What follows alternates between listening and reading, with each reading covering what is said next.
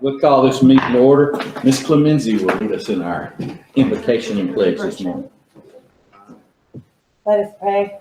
Dear Heavenly Father, please be with us this morning. Guide us and protect us and help us make the decisions that best suit your will. In the Lord's holy name, amen. Amen. I pledge Allegiance to the flag of the United States of America and to the republic for which it stands, one nation, under God, indivisible, with liberty and justice for all. All right. Everyone's had an opportunity to read over the agenda. Do we have any changes or corrections we need to make?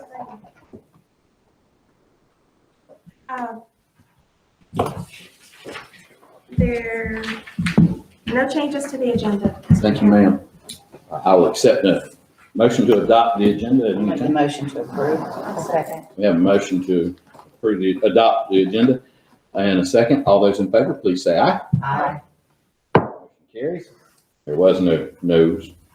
At this time, we will welcome any public comments. Anyone here to address the board this morning? Do we have any emails or anything?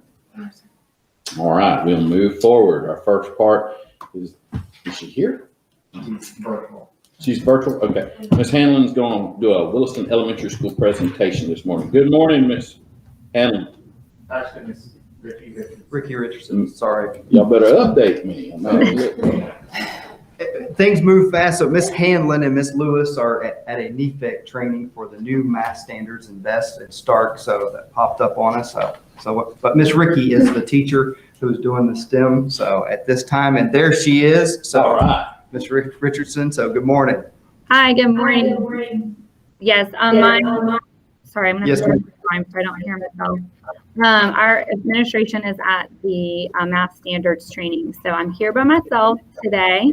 I think Miss Hancock is trying to come in on her phone a little bit. I'm going to share my presentation tab. Okay, can you guys see that okay? It's loading up.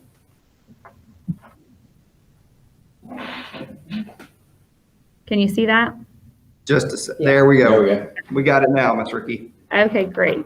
So just real quick, let me introduce myself to those of you who I don't know.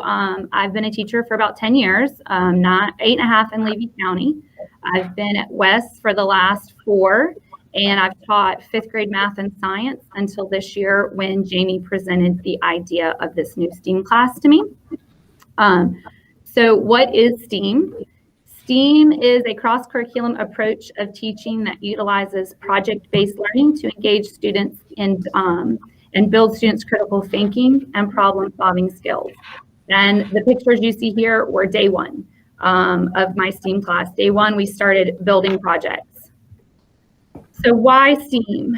Not only does STEAM strengthen students' abilities to critical think and problem solve, but it forces students to think outside the box, to collaborate with each other, and it fosters independent thinking. Information is not spoon-fed to them, and they have to reason out the why. So this has kind of been a long process for us. It's kind of evolved at West. So in 2016, 2017, West State science scores were 37% proficient. I started teaching at West the following year in 2017, 2018.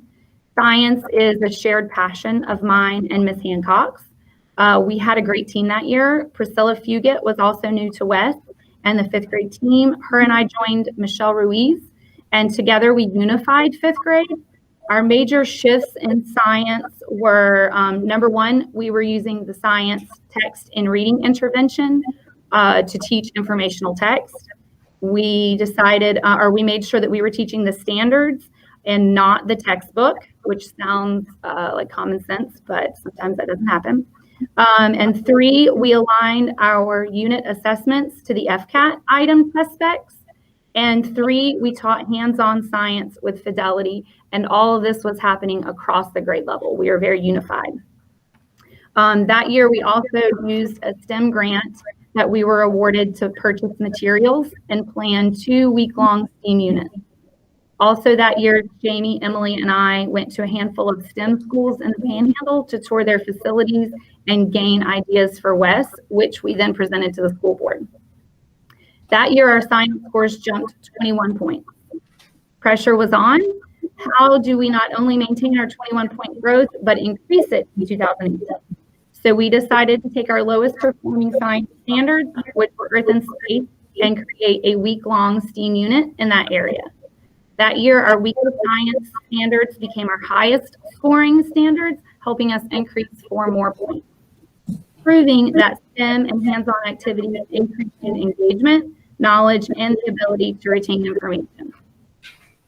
Emily's background is in STEM, and she taught a similar class to this in Pasco County, and she had envisioned this class at West since she's become the AP here. This summer, a unit became available with the leaving of our art teacher, and Jamie called me and asked if I would take on this endeavor. I was very nervous, but excited and really flattered that they trusted me enough to create this class. I've attended the summer symposium the last few years that it's been offered.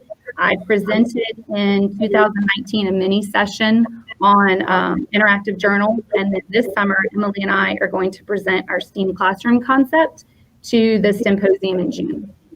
So that's exciting. What STEM looks like at West. The overall goal for STEM that I've set for myself and I've told my students is to make learning fun. I want my students to wake up in the morning and think, I can't wait to go to school today because I have STEAM. The administration has contributed a decline in our absences this year, partly due to my class. We've even had some kids that have outside counseling and they were getting pulled out of my class and they asked if they could change their time so that they wouldn't miss STEM. STEAM is hands-on activities, experiments, investigations, and in the engineering design process all day, every day. I support 3rd and 5th grade teachers and students by providing additional hands-on activities that focus on the current standards being taught in the core classroom. I work closely with teachers to determine any areas of misconceptions or difficult standards that can be retaught in my STEAM class. I teach STEAM lessons that are based on each grade level science and math standards. I teach it 1 week after they've been taught it in the classroom. That way vocabulary and concepts have already been taught. I can quickly identify concepts and standards that students understand and have been taught in class, or that they need to be retaught due to misconceptions or learning gaps. I'm able to reinforce those standards, delve a little bit deeper into them, and relate real-world challenges to those standards, which makes the skills more meaningful and memorable to our students. Here we have a 4th grade project that we did. They were learning alternative sources of energy, and so we did a hydro unit, and they had to build a working water wheel, and the challenge was to see who could lift the most weight. So I'm going to try and play the video here and hope that it works out. I've muted myself on the video, so you don't have to hear what I was saying. But that student successfully lifted 5 weights. And so part of the project was to go back and improve on it, add weights, and see if you could lift more. Our winner was Palin over here. Her group lifted 16 washers, and they used a Coke bottle and laminated note cards. I try to make all my STEAM activities very frugal, things that kids could get at home, things that they could get out of their pantry. I want them to be able to go home and recreate this if they wanted to.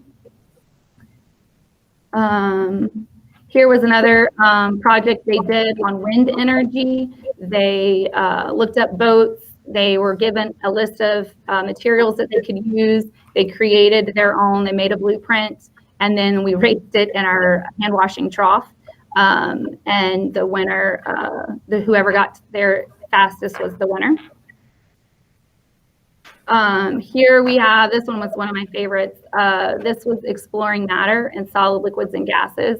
And we used baking soda and vinegar, and the kids blew up the balloon. I've got a video here. This one's got some sound. Vinegar, baking soda, investigation, in 3, 2, 1.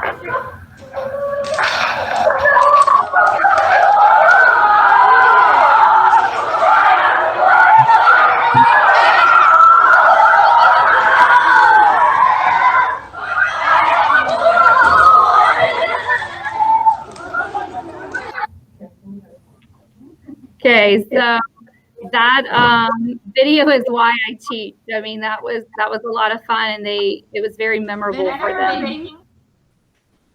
Here's another project that we did, just exploring Newton's laws. And like I said, everything that I use is very, very inexpensive. They can do these things at home. It's just kind of exploring the science, but where they can show their parents when they get home, or show their little brothers or sisters when they get home. I also have an art degree, and I try to include different aspects of art into our weekly STEAM units through blueprint creation, design, 3D modeling, poster design. I'm also responsible for creating social and emotional lessons that are taught on Fridays here. So I incorporate art into these lessons as much as possible. We created a giant American flag that hangs in our lunchroom. We did anti-bullying posters. We did a diversity paper quilt that hangs outside each classroom celebrating our diversity. And our students made Christmas decorations for the students for our assisted living facility in Williston.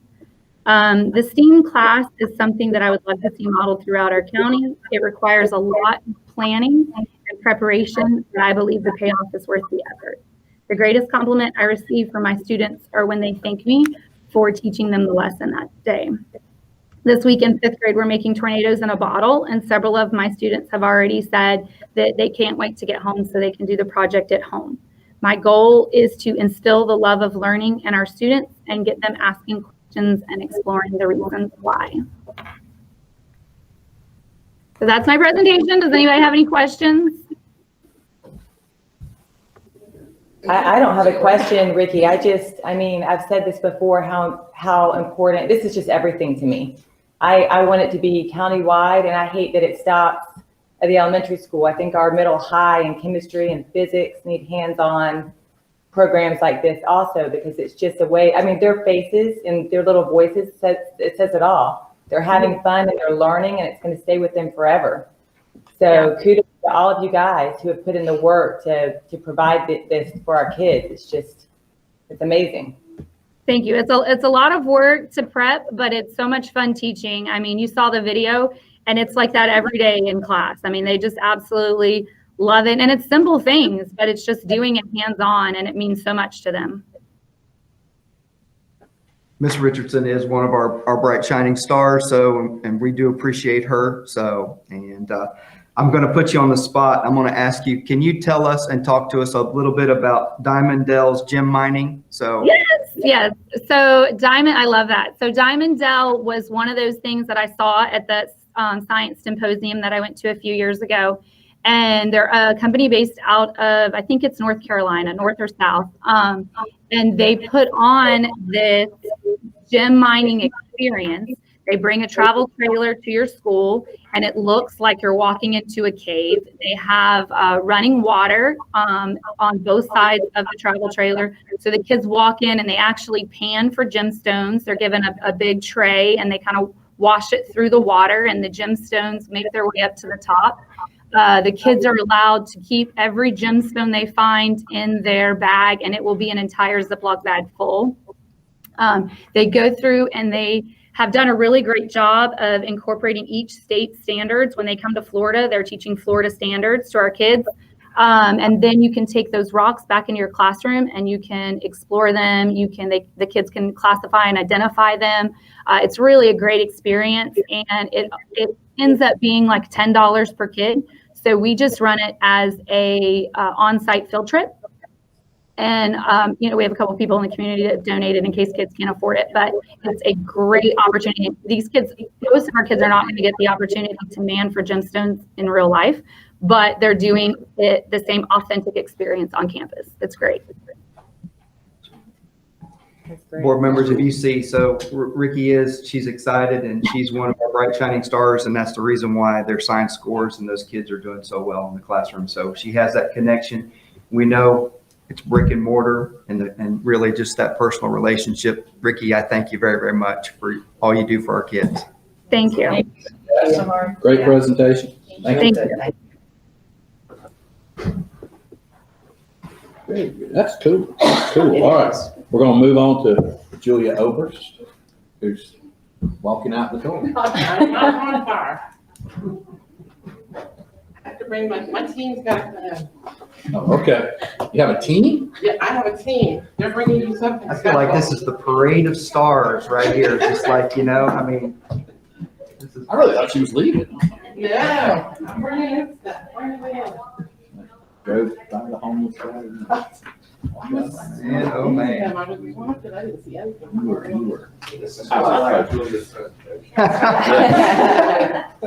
You timed this. You're a smart man, Shalom. Looks like we brought lunch, Oh, doesn't it? yeah. Will you come slipping? Michael, All right. how are we? My name is actually on this presentation, but I'm going to turn it over to Natalie because she's actually the team lead on this. She has approached Ms. Beecham with the program and went in town, gone around and out, talked to teachers. She's just got all in it. She's done a great job. But we do have samples. I take care of you. I told her she wanted to do a presentation. I Right, you gotta bring said, us I know up. the first question that's going to be asked, so. Samples. Good morning, I'm Natalie. Good morning. Morning. You want, I'll Natalie, go ahead and introduce some of Okay. my people. I'm gonna get the samples out really quick to everybody. Good morning. Hello, good morning. We're good? Good morning, board. Thank you, and superintendent, thank you for allowing us to be here this morning. Miss Julia approached and Natalie approached me last spring about this program with the fresh fruits and vegetables. And this is a pilot program, and Bronson Elementary is the first school in the district to pilot this. So I'm not going to take any credit for this. Natalie's done a wonderful job of organizing this program, getting it up and going. But I'd like to introduce two people from my campus, two of my teachers. I have Miss Kathy Michael, who's a PE teacher at Bronson Elementary, and Mr. Cody Latham, who is also a PE teacher. And so they're the ones on the ground that's actually working with the students and distributing the food and having the lessons that come afterwards. So they're the ones that are really, the legs in this whole program and making it work. And so I'm going to turn it back over to Natalie, but we're happy to be here and happy to share with you what's going on with our students. And we'll be able to share a few little anecdotes that's quite cute when kids come in and they get to participate and taste fruits and vegetables that they've never experienced before. Well, good morning, everybody. We started the program at Bronson Elementary in October. We did the grant program funding for it over the summer. We got approved, so we were able to start October. We wanted to start sooner, but because of COVID, we had to kind of kick it back a little bit. So what is the Fresh Fruit and Vegetable Program? The USDA provides grant funding to participating schools so they can provide a variety of fresh fruits and vegetables during the school day. We want to introduce a creative and effective way to present the fruits and vegetables as healthy snack options. And our goal is to promote locally grown produce if possible. Go ahead. In order to qualify, you must be an elementary school. That doesn't leave out Cedar Key or Yankeetown. So next year, if they would like to get on board, we would like to present that to them as well. They must be the highest percentage of students certified for free and reduced price benefits. Levy County is 100%. All of our students eat free, breakfast and lunch. Make free fresh fruits and vegetables available to all enrolled children during the school day with a minimum of twice a week. So right now we do it at Bronson Elementary twice a week. It's okay. You can go back one more. I was just going to read the last. We want to be able to provide complimentary nutrition education. And I have a little clip of Cody actually presenting the information to the kids. Go ahead. Well, not yet. You can just flip it. Yeah. The next slide. Our goals of the program are to create healthy school environments by providing healthier food choices, expand the variety of fruits and vegetables children can explore. If you look at your different sample packs, there's something on there that you've probably never seen before. Does anyone know what that is? Just looking at it. I don't know if I don't think the name's on there. Referencing These. Does anybody else know what these might be? Apple friends? No. It's called jicama. And the kids are actually going to get to try it the first time today. And I think that's pretty expensive, isn't it? Yes, ma'am. It's definitely a specialty item. And then we want to make a difference in children's diets to impact their present and future health. It's amazing going into the classrooms and offering these kids different fruits and vegetables, and they have no clue. They've never heard of it. I know Miss Michael and Mr. Latham, they go over it and explain it. Do you know what this is? And they're clueless. They have no idea. So it's really cool getting to see them and their excitement and to get to try new things. Go ahead. The key players, they've already introduced themselves to you, most of them. The principals, teachers, aides, our staff, food and nutrition services, and custodians all play a major role in this program. Can I interject? I neglected to introduce Miss Maggie. That is our Bronson Elementary. cafeteria manager at Bronson Elementary, and she does a fabulous job. I went in end of last week and I said, just how are you guys doing? I haven't seen y'all in weeks because I don't have to worry about you. I know you're doing the right thing. She does a wonderful job, and she's played a big part in preparing this to get out to our students. So I neglected to introduce her. I apologize. Thank you. Thank you, Ms. Beaton. Thank you.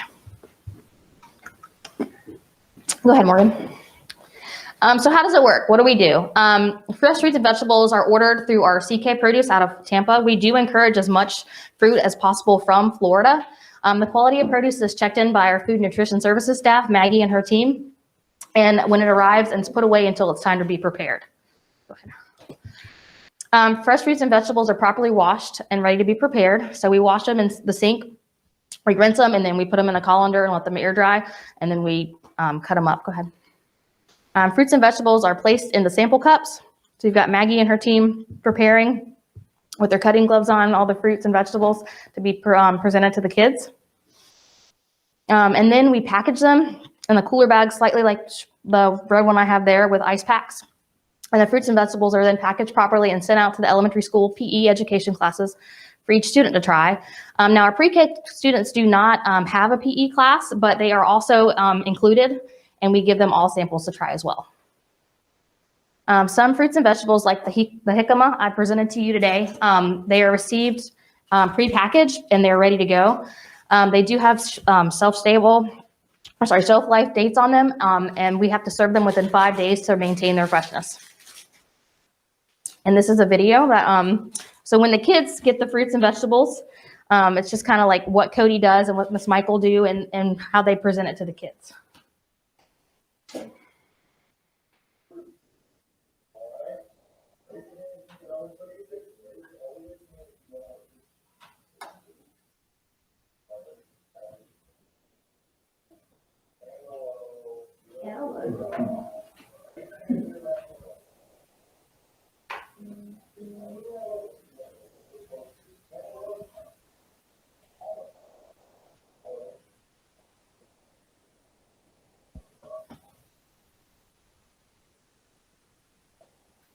You'll hear me talking about describing it, what it feels like on the outside. And that's building vocabulary with that it's got that rough texture on the outside. He's using that vocabulary that we want our students to use. So this is covering lots of standards, language and vocabulary, and that's critical for our children. I also heard of referencing the eyes and how it helps the eyes.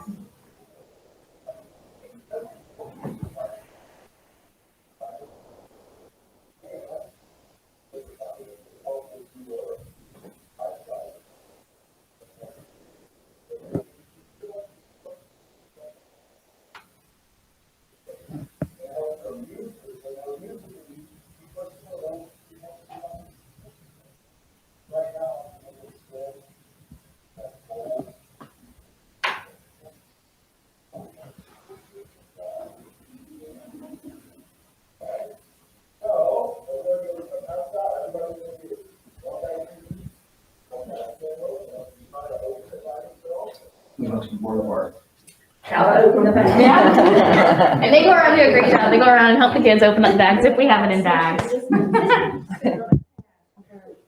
they're so cute.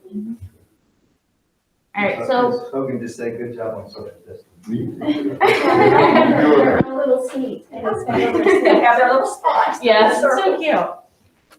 Then a lot of the older kids that come in, that they do the outside PE time, they line them up and then they all talk to them in a big group. And it's again, it's outside in the air, and they get them out there and they explain the same thing to the little ones, but more in detail, obviously, because they're older.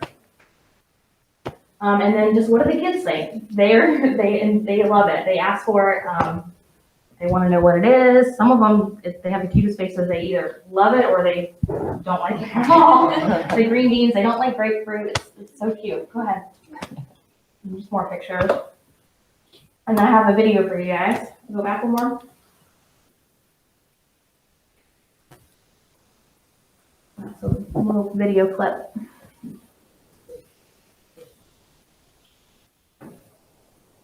How good was the kiwi? So good. I felt like I was in heaven. I felt good. A little drama there. She is the cutest little thing. There's one more. They get so excited. This is what they do on the playground sometimes. Now they're eating their fruits and vegetables and dancing. I know, and there he's just eating his green beans and he's jamming out. Go ahead.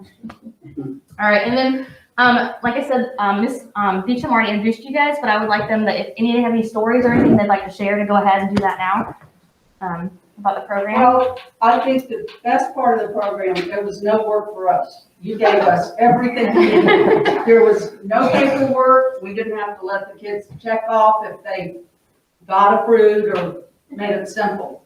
It's been fun. Several of our kids have never tried 10 of the things we've had. It's amazing. Some of them, like you said, the grapefruit, I don't think we have very many like it. Maybe if we have some sugar to put on it, but green beans, not so much, but the fruit, they've gone crazy. It's been really fun. Awesome.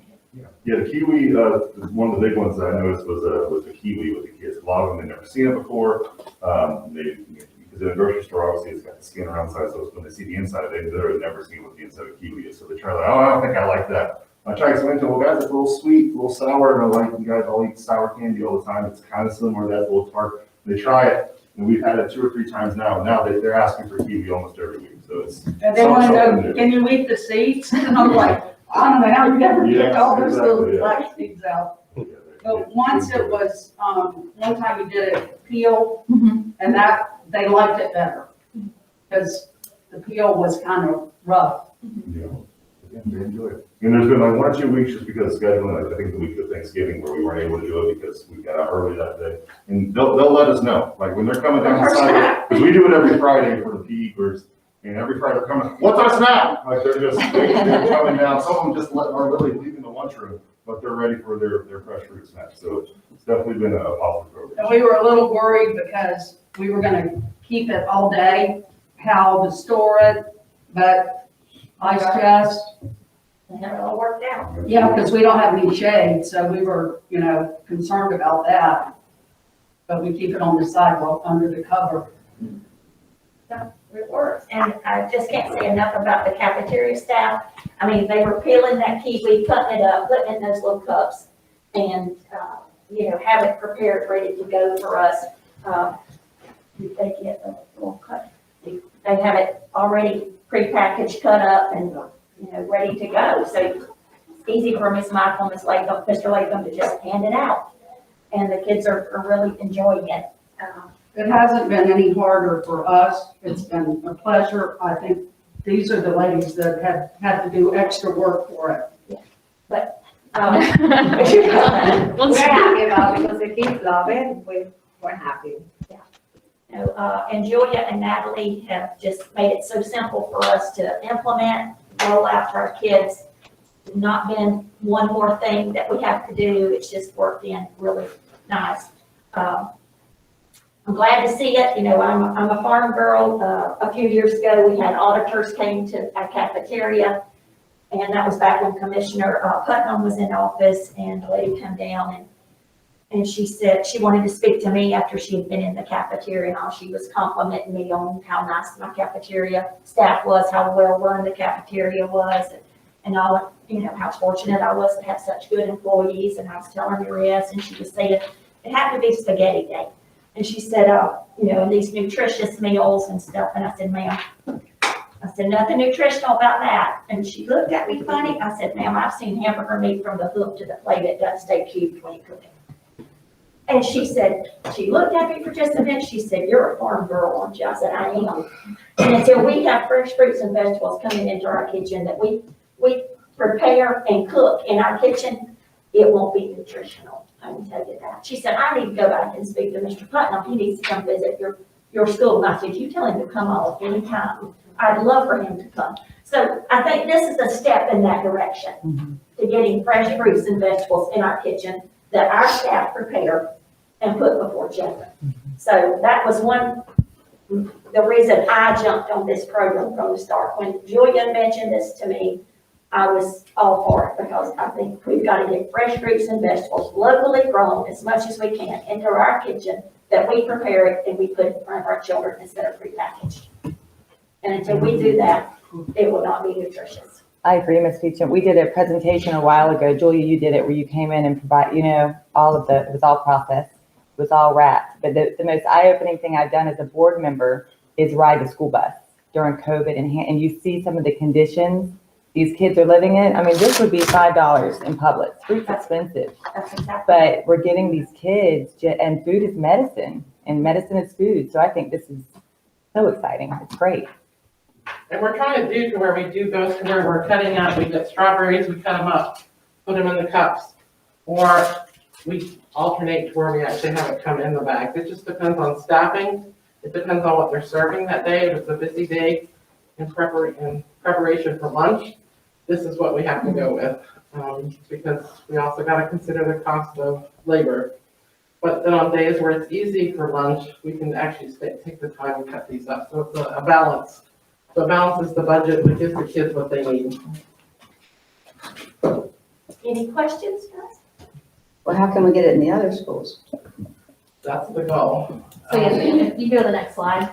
So our goals are to implement it throughout the other schools in the district, the elementary schools. Unfortunately, high schools is not there yet. So I would like to see the principals, you know, want to push for it too. I'd love to go around and get it on board at the other schools.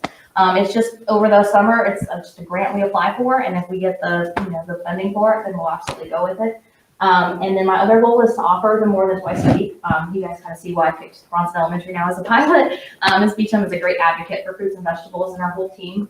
So I just kind of want to, take her and her motivation and kind of present it to the other schools too, and get the ball rolling. The other question is a lot of, how do you know what we're going to serve? So we actually have it on Meal Viewer that you can go to our link.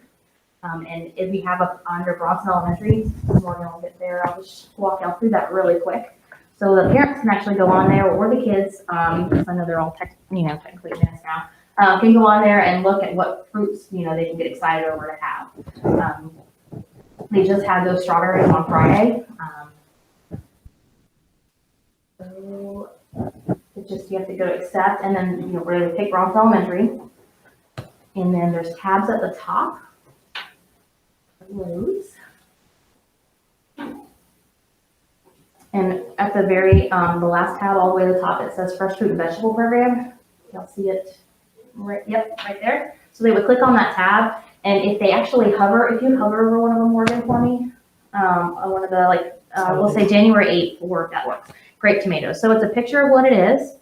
If you click on it one time, it should hold it.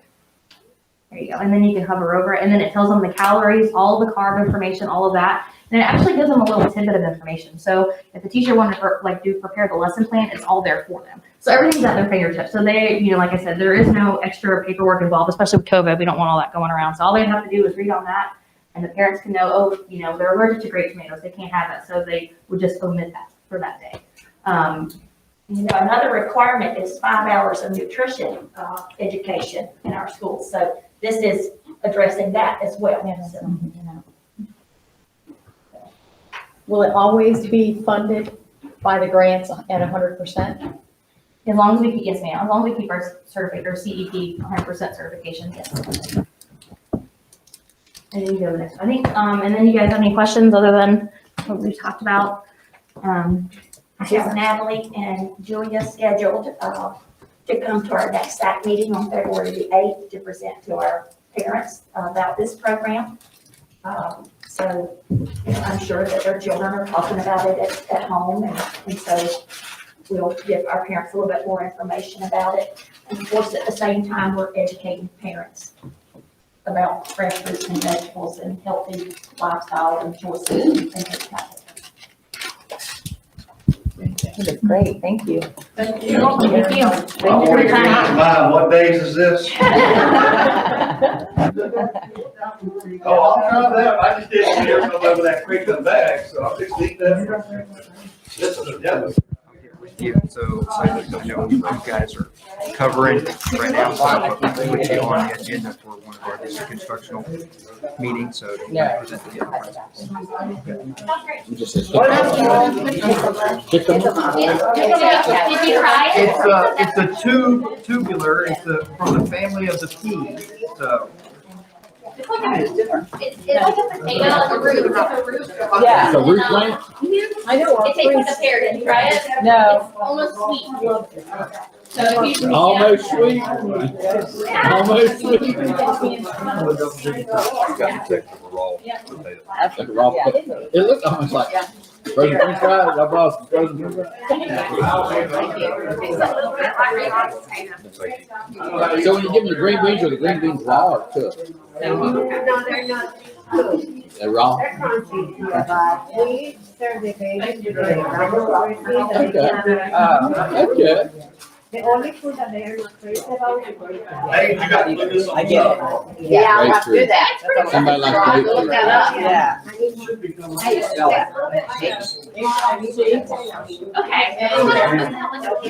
That's the secret to kicking long kickballs right there. Fruits and vegetables. That's Miss Michael. She was my kindergarten PE teacher. Kickball. You know, when you're 5, reality may not be that far, but if you're 5. So when my kids went to Thank you. we hear you keep your kickball further than anybody. Mr. Chair, Yeah. while I've got them, I'd just like to say kudos to Miss Julia and Miss Natalie. They're filling in, subbing, and out on campuses with our situation as we have people that are out. So they're in the trenches going back and helping out, and I appreciate that. Very, very much. Hey, Miss Michael, one question. How long have you been the PE teacher at Bronson? So long, I can't remember. Who was your, let's go with. Who was the best kindergartner you ever Student had? you ever had? Yeah. Who would be? Wait a minute. Does anybody notice the common denominator?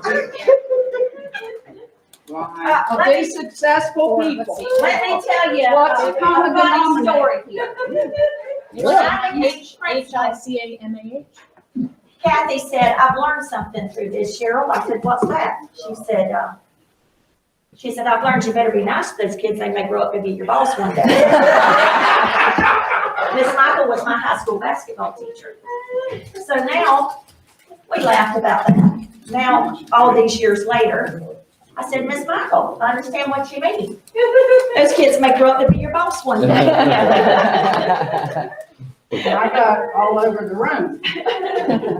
Mr. Lott. Bronson has benefited greatly, Yes, so yourself, Ms. Yes. Beecham, Mr. Lott, so Mr. Aswell and myself are very, very beneficial, and we're thankful for all of you. I can tell you, she's still got it. Can you still kick a And Miss kickball? Lake. We were discussing It's over kickball. until 3:00, then it's out, I'm done. Now, you notice, look who's here, so, not to interrupt, but, food appears, Mr. Gore just pops in, so. asked him where the chocolate fountain was. So, board members, while he's here, I just want you to know, today is Mr. Gore's birthday. So I know he's, Mr. Gore. I just come because I thought she was gonna say Miss Lake was the most athletic. I got good aim. Mr. Chair, I apologize for that. It's okay, once in a while we have to have a little bit of breakup. Now we get into seriousness, Mrs. Lake. I still think she likes to do that. Nah, there's no doubt. Yeah, it's me. Always me. Better Mr. Lott. Good morning. I feel like I haven't seen you guys in forever. So this morning, I'm going to bring to you the final audits for our charter schools and our internal audit. So I'll start with the charter schools. Nature Coast had no deficiencies or compliance findings to report. We had a clean audit.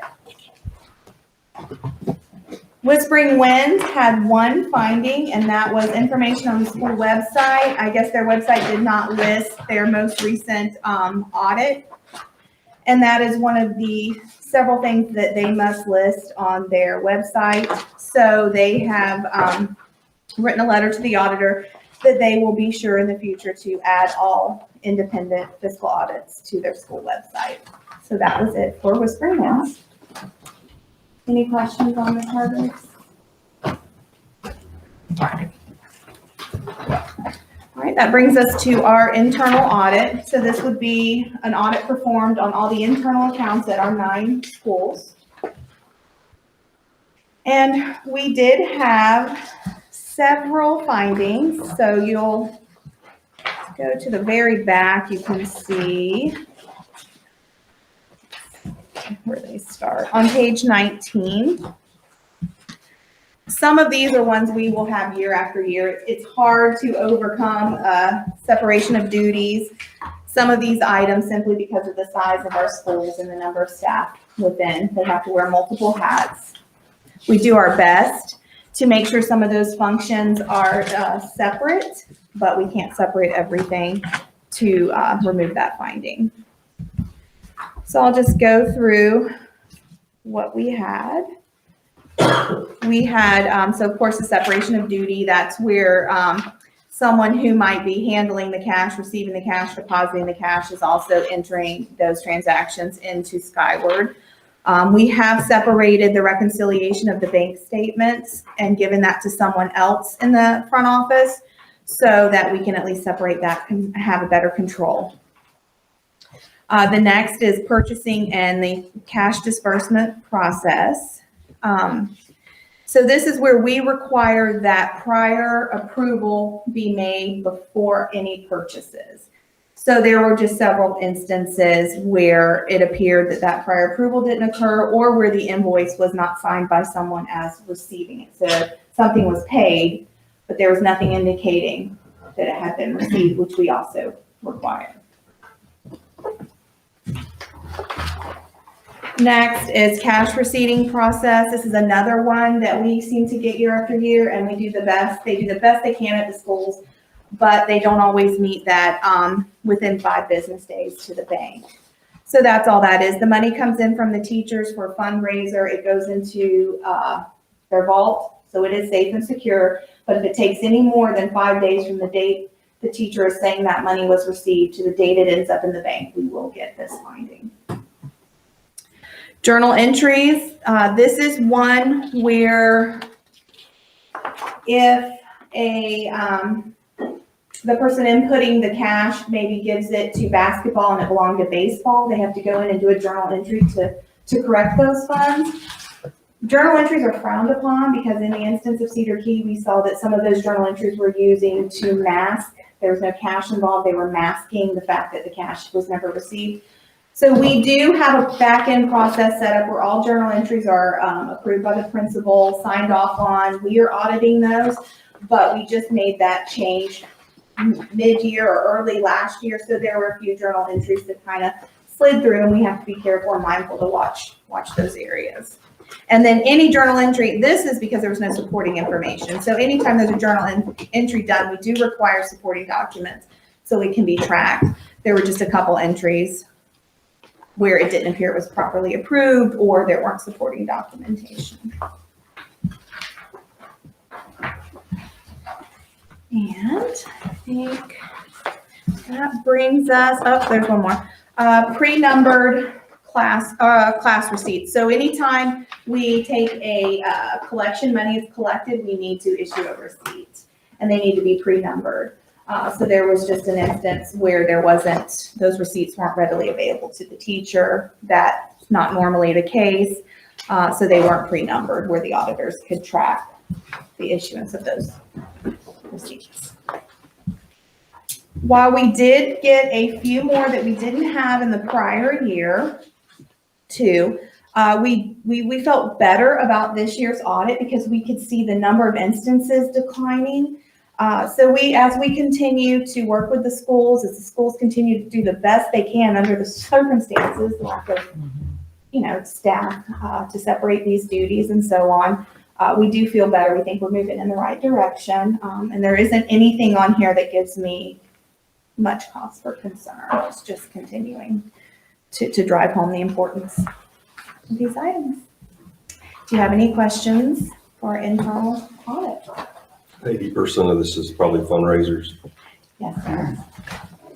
And athletics. Athletics brings in so much money that sometimes when they close out, concessions or whatever, that cash isn't always immediately deposited. And it's that funding. Do they issue any fines for things that just keep? No, this is an continuing? internal auditor that the board We know about. support. So they come in and they do this audit for us so that we can be mindful of the areas where, I'm sorry, I didn't cut you off. No. Areas where possible, loss or theft could occur. So we take these audit findings and turn them into processes or board policy to better protect us. Now, the Auditor General is the one that will come and do our financial statements. And because of a GASB ruling, a change in accounting practices, they do look at the internal accounts, but next year they will probably look a little closer to make sure we're properly reporting these activities. So when the Auditor General has a finding, that has much more teeth. This is something telling us, hey, it's important. Like I said, it is audited by the Auditor General, but this is how we build process and policies and also uncover things that you may not be aware is going on in the schools. You're welcome. Anything else? Mr. Chair, Ms. Lakewood, you mentioned what I sent you that we've got coming new from last week, so the audit. Remind me. The FRS. Yes, we have an FRS audit going on. This happens annually as well. Ms. Phillips in our payroll department, along with Kaylee and Superintendent Cowart, will complete this FRS audit, and we'll return that to the state, and we'll see what they have to say. We're constantly in an audit process. I believe personnel is under an audit right now, so it seems like we just moved from one set of hands to the other that are continually looking at our. Can you give us the acronym? FRS? Florida retirement. There we go. So, Oh, I'm sorry. yes. So it involves us going back 2 years, I believe, in arrears of looking back at what we had paid employees and how much we had contributed to them from their paycheck and how much then the district had also contributed. So, And I'm sure if I'm a betting woman, this will correlate to some sort of increase in FRS in the end. right. That's kind of where I was going, that's probably coming down the pike. So, and I will say, so just like food service finance has kind of been bit by the COVID bug, we've had people out. I see W-2s were rolling out, so they've been hard at work at getting those things out. So in a timely fashion, even with having people out. So sure appreciate all the hard work in finance. Finance has been under a lot of health-related stress and personal stress, but I'm happy to say the W-2s went out. Our next focus with personnel is shifting to getting those teacher salary increases in our system so that we can process those. We are still looking at March 15th as our deadline. That's our goal. Anything sooner will be ecstatic to do that for our teachers, but it's been a rough couple months. Thank you. Thank you. Very good, very good. Has everyone had a chance to read over our minutes from the last week? Mr. Chairman, Yes, ma'am. I do have a change. On the All right. second page, under the master board certification, the addition is in red.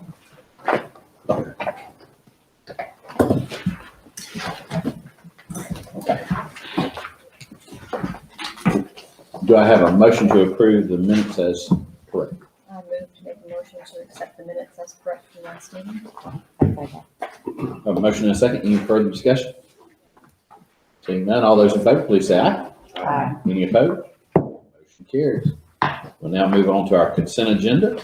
Are there any changes or corrections to the consent agenda? Mr. Chairman. We'll start this time, Ms. Boyle. Oh, Did you have a question? Oh, you Say said something. no, I'm sorry. Okay, okay. we'll start this time. Ms. Boyle, do you have any questions? I do not on the consent agenda. I had mine answered. Just seeing Miss Pamela Clemens go is sad. She's a great lady. Very much so. Miss Clemens, and not to talk out of turn, Miss Clemens' mother-in-law has had some health issues, and so she's going to be going and helping out with her mother-in-law. So it is a definite loss to our district. She served the Williston Cedar Key area very, very well in that Cedar Key program and was a great math teacher for a number of years. So She taught my son too. she taught me a long, long time ago. I think I was her first class. So Been around. Been good. yes, Very good. yes. That's it for me. Okay. Mrs. Brickens? Most of mine have been answered, and I was glad for, I think the explanation that Ricky gave was wonderful, and I think that's a great program that they are doing with the Williston, with the diamond gem mining program, so that was great. I didn't understand that one. And I agree, it's going to be a great loss to lose Pam, but, wish her well and certainly understand. And that's all, thank you. Thank you. Just a comment, item 810, I believe is our new physical education teacher, but also the head football coach at Williston High School. Yes. And we look forward to welcoming him to Williston and starting in a new direction. Mrs. Clemenza? He said it all. I don't have anything. It comes to me. I don't have anything either. So I will entertain a motion to approve the consent agenda. I move to approve the consent agenda. Second. We have a motion and a second. Any further discussion? All those in favor, please say aye. Aye. Any opposed? Carries. Now move over to our superintendent. Mr. Superintendent? Yes, sir.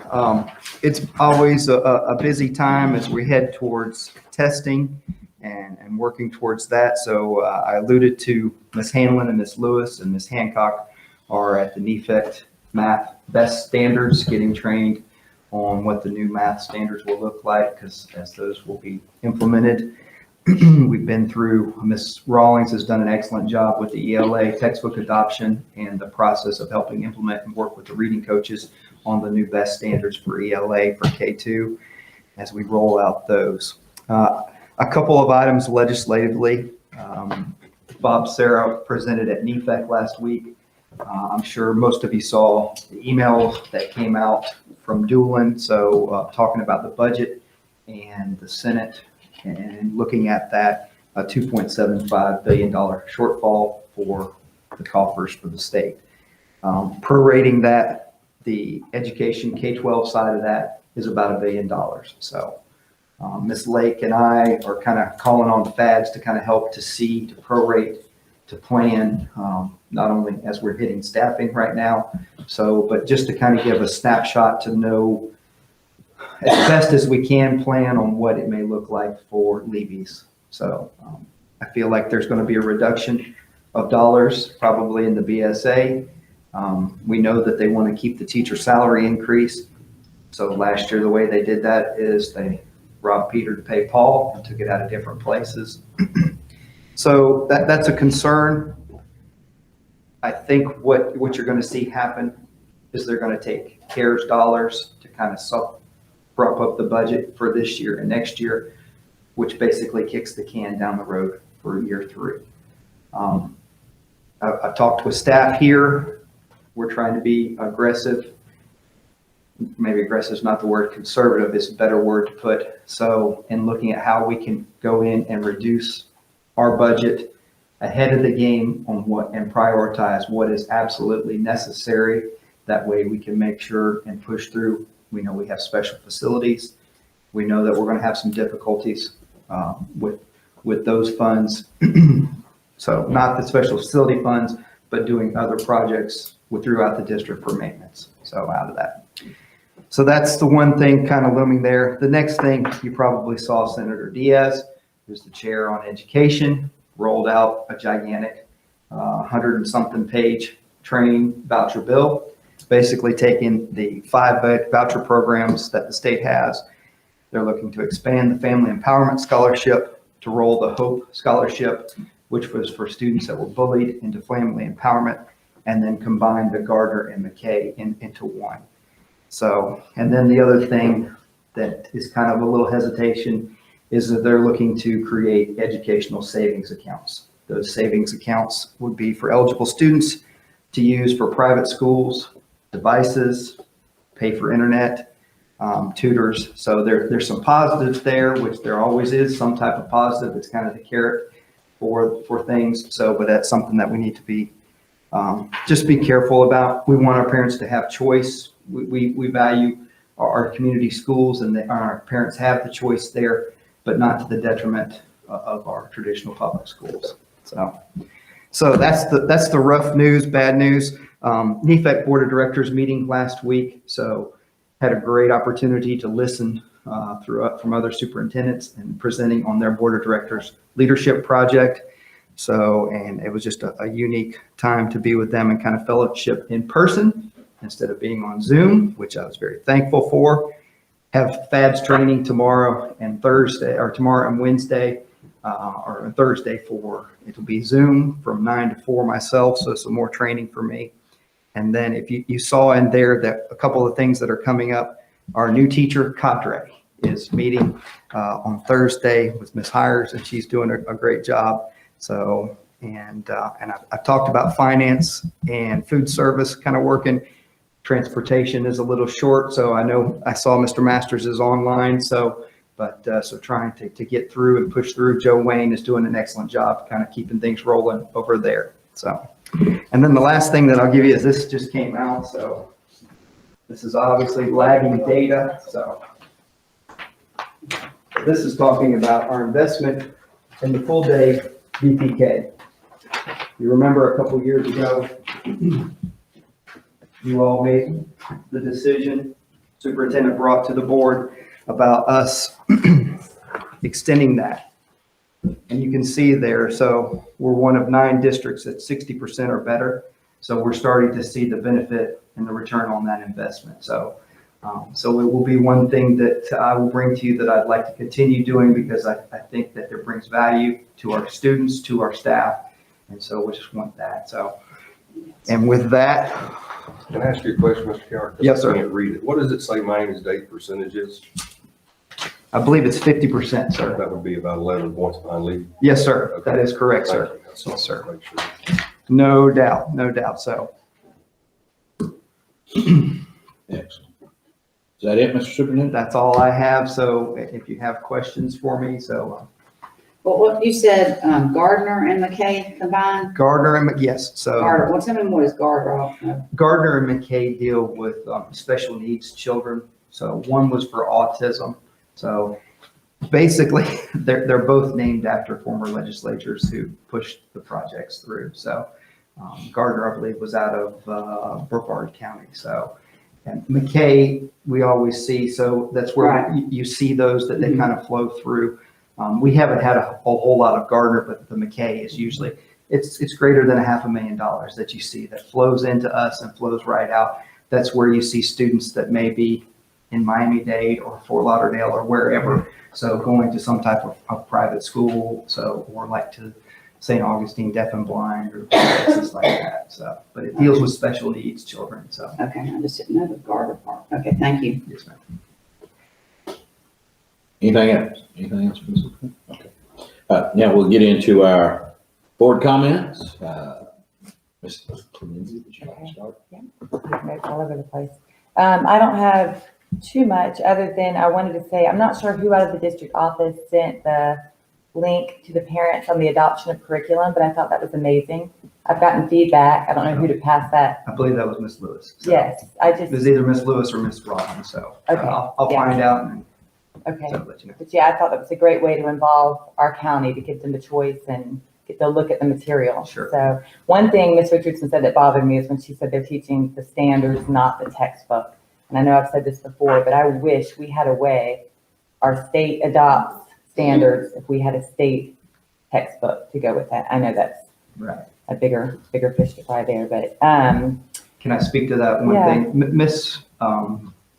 Miss Rollins, so, and she didn't want to try and weight the scale, so to speak. So she had went through the textbook adoption, and when they were at the adoption fair in Gainesville, so through the process, she had found that it was a much smaller, her favorite was her pick that was very aligned to the new standards. So Right. was a smaller publisher. And I think that's one of the things that you see, and obviously I'm learning in the process here, that these publishers, the big three, Houghton Mifflin, they try and push out, they're trying to hit from Washington to Florida and New York to California. So it's not as directed Right. approach. So, but she was doing a really good job of kind of identifying with the new standards and what curriculums really Tailoring to that. closer aligned to them. yeah, So I know with her in charge, I know we're doing the best we can, doing what we're. she really is. She's doing a great job. For sure. And it's Literacy Week. It is. Very So, important. yes. There's such a direct correlation with reading to your children and making your children read with future success. So I'm going to try to get to Yankeetown today or tomorrow just to see what the kids are doing and maybe read a book or two to them. And speaking of Yankeetown, we are going to start, the kids actually presented this to Ms. Hurst, to start a student council. They haven't had a student council organization at Yankeetown, so that's exciting. Gotcha. That's all I have. Very good. Mr. Etheridge? I don't have a whole lot. I just, I do appreciate in our board meetings, like presentations like we had this morning. Sometimes we get wrapped up in what's going on here, not necessarily what's going on in the classroom. That's the reason we're here. So that's all I have. Thank you, sir. Yeah. Mrs. Brickett? I agree. I really like those presentations. That's really nice. And then she mentioned too about the Bronson SAC committee. They have their SAC committee. Are all the schools doing the SAC committee and they're all meeting? So Yes, they ma'am. still are. Yes, I just, a lot of parents mention about, with COVID, they can't go to the schools and they can't get in. They can't go to Thanksgiving to eat with their students. They can't go to the Run for Fun. They can't do that. I understand with COVID, but I really hate it that they can't participate in their child's class or activities. And I just think that, can we find a way to, with guidelines, can we make it mandatory they wear their mask or do something so that we don't lose that contact and we don't lose that involvement and, with those activities and with the special things that they are doing and, with the mining and SAC committees and all, we just don't want to lose that parent involvement and focus on the schools and really, the parents and the kids in the school. I just think that's important. And we're losing it. We're really losing it with, not having the parents on campus. I understand that, but we do need to think of a way to still keep that communication open. And then also, Last Wednesday, I met with the new health department director, so Liz Powers and Angie Phillips. So, and that was one of the questions I was asking, directing towards that. So that I'm going towards that direction. Probably will bring something to you all to be able to approve it and talk through of an idea of opening back up and allowing visitors to be on campus in small groups. So wearing a mask, taking their temperature, filling out the form so that they're not been around. So yes, ma'am. So we're working towards that direction. So we had seen an uptick. We had gotten up to 17% in Levy County.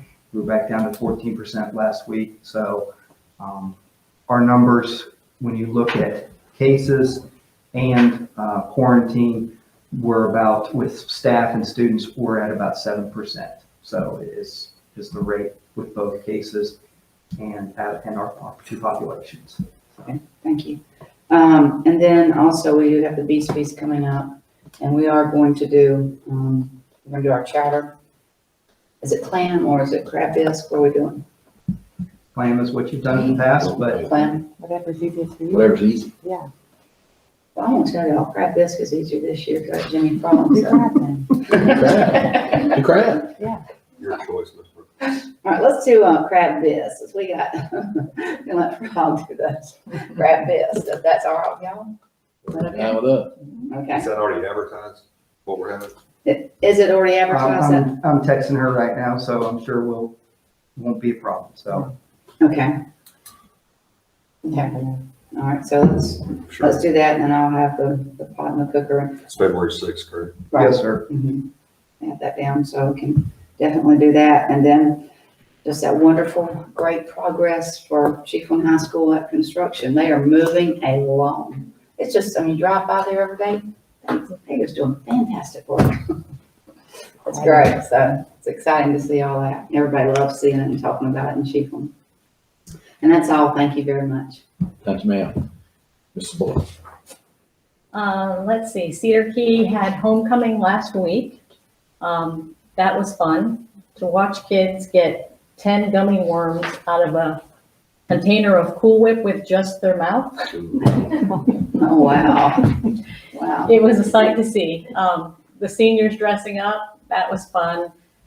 And the concession stand, first experience with the concession stand for Friday night's game, and I will say that concession stand is like the Taj Mahal compared to the Chiefland one for all those years. But the Lions Club, I guess they tell me, has been very, very good to them. So they had hot dog cookers and popcorn maker, and I mean, it was hard, but it was easier. So that was fun. Literacy week, I'll go down there as well and see if I can read to the little ones. And I know some of them are quarantined right now, but maybe they'll be back in the classes by the end of the week. And I think that's it. Thank you, Mr. Ball. I'm gonna start on a down, and that's this. On behalf of the board and Levy County, our employees, and I want to extend we're sorry to our friend Paige Brookins and our friend Chris Coward. They've gone through some hard times. We ain't gonna beat that horse, but you're in our thoughts and prayers. Absolutely. And we love you very much. Okay. Now on an upbeat, this board indulged me a couple years ago. And we went to Tallahassee with a problem. We had a problem. Kids that needed accommodations in their classrooms were not getting those accommodations on state testing. I'll bring you this. A needle that should have moved 30 years ago is finally moving. I don't know if it had anything to do with us, but I like to believe it did.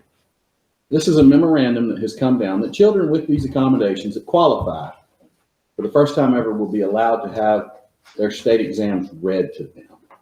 Right. This is huge. Florida has been 30 years behind on this, and finally they are seeing that these kids, these bright kids that have not had the opportunity like everybody else. We always hear this. If you go to Tallahassee and you talk to anybody in the Department of Education, talk to anybody, school board members, like, we need equality, we need equity. When we beat that drum, we beat that drum. And I am a hard critic, and I have said for a long time, the state of Florida and the Department of Education, I keep saying that, but they are not putting the effort behind it that we are. It's one thing to say what you're going to do, it's another thing to show it. I think this is a great thing, and I don't know if it's us, but don't think that I don't believe that little Levy County showing up and saying, this needs to change, didn't help make that change. And I think it's wonderful. And I want to congratulate all of you. And we are not eligible for this, but if we were, I would give you each an impact award because we have made a difference. And like I say, that needle needs to move about this far. It took 30 years to move it that far. So we ain't done, but I'll give credit where credit is due. I'll talk about you. But when you do something good, I'll give you compliments, and that is something good.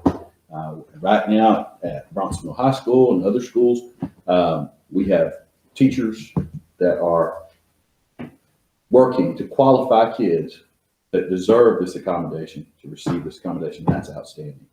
And that's some good news. That's some good news coming out of Tallahassee. So that's all I have. Remember, we got a picture to take. Brad Etheridge and I are in suits. I will speak to that. So I think this board focused an effort on something that was an immediate need, something that maybe was a year or two, and something that maybe was a 5-year goal. And I think that was something that Mr. Etheridge brought that approach to this board. So kudos to you all. So I think it's worked out and been beneficial. So we do have about 40 kids that we've put schools have put applications in. I did get news yesterday that Broward's put in about 1,000 applications, and there's only 4 people that will be going through the applications. So I am a little apprehensive on how many students will be approved, but it is a step in the right direction. And we also have schools that are definitely putting this a focus as they have their IEP meetings either later in the spring or early next year to start tracking other students that we can look at if this is a tool for their tool belt for that student. So thank you, Mr. Aspel. Yes, sir. Is there any other business? Seeing none, meeting adjourned.